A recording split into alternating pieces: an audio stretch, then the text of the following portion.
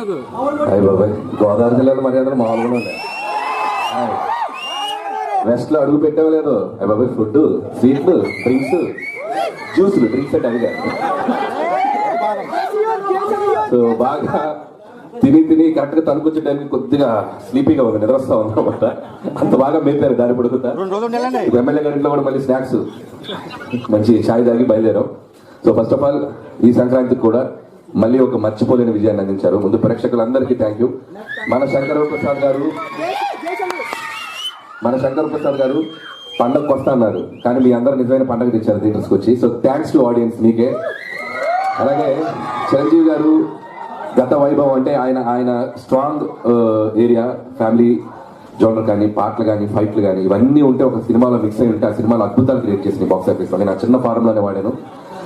అది ఈ రోజు అతిపెద్ద విజయం సాధించింది. అందరూ చిరంజీవి గారు ఎందుకు కనబడుతున్నారు, ఎందుకు కనబడుతుంటే క్రెడిట్ నాదో ఆయనదో కాదు, ఫ్యాన్స్ ది. ఆయన అభిమానించే అభిమానులే ఆయనకి ఎనర్జీ, వాళ్ళని ఆలోచించుకుని ఆయన పుష్ చేసుకుని అంత లుక్స్ మెయింటైన్ చేశారు. ఈ సినిమా సక్సెస్ లో అదొక ప్రధాన కారణం. అలాగే ఈ సినిమాలో అద్భుతమైన పాటలు, బీమ్స్, చాలా చక్కటి మ్యూజిక్ ఇచ్చాడు. అలాగే వెంకటేష్ గారు మేము అడగగానే మా సినిమాలో వచ్చి ఒక మంచి క్యామియో చేశారు. అలాగే నైన్త్ అందరి టీం అందరికీ థ్యాంక్స్ చెప్తూ, చిరంజీవి గారు ఈ సినిమా రిలీజ్ అయ్యి ఇంత అద్భుతమైన విజయం సాధించింది. సార్ నేను ఇలా ప్రేక్షకుల దగ్గరికి వెళ్తున్నానంటే ఆయన అసలు ఫుల్ హ్యాపీ ఫీల్ అయిపోయారు. ఎందుకంటే చిన్నప్పుడు ఆయన సినిమాలు ఇలా థియేటర్లో కూర్చొని చూసి బచ్చాగాడు వెళ్ళి రోజు ఆయన డైరెక్ట్ చేసి మళ్ళీ ఆ జనంలో ఆ సినిమాని చూస్తున్నాడు. ఏదో తెలియని ఒక ఎక్సైట్మెంట్. సో ఆయన అయితే మళ్ళీ ఇలాంటి అవకాశం రాదని వెళ్ళి త్వరగా ఎంజాయ్ చేయని చెప్పారు. సో దారి పడుగుతా ముఖ్యంగా మెగా అభిమానులు, వాళ్ళు చూపించే అభిమానులు నేను ఎప్పటికీ మర్చిపోలేను. ప్రతి సెంటర్లో, ప్రతి స్టేషన్లో వాళ్ళు మనస్ఫూర్తిగా, కొంతమంది అయితే ఎమోషనల్ అయిపోయి కన్నీటి పర్యంతాయి వాళ్ళ దగ్గరికి వచ్చి చేతులు పట్టుకుని ఎక్సైట్ అవుతున్నారు.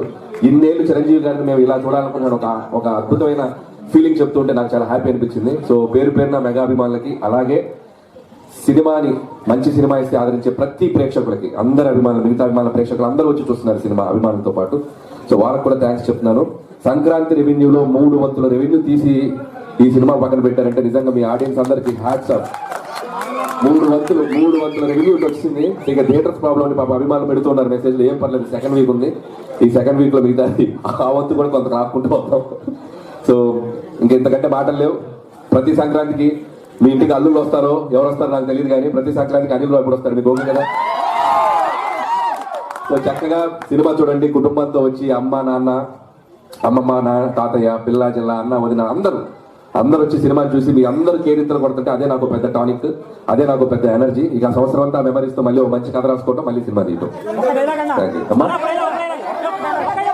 డైలాగా ఏదైనా చెప్పండి. ఓకే, ఇంటర్వ్యూ డైలాగ్ చెప్పనా? ఏంటి ఇటుక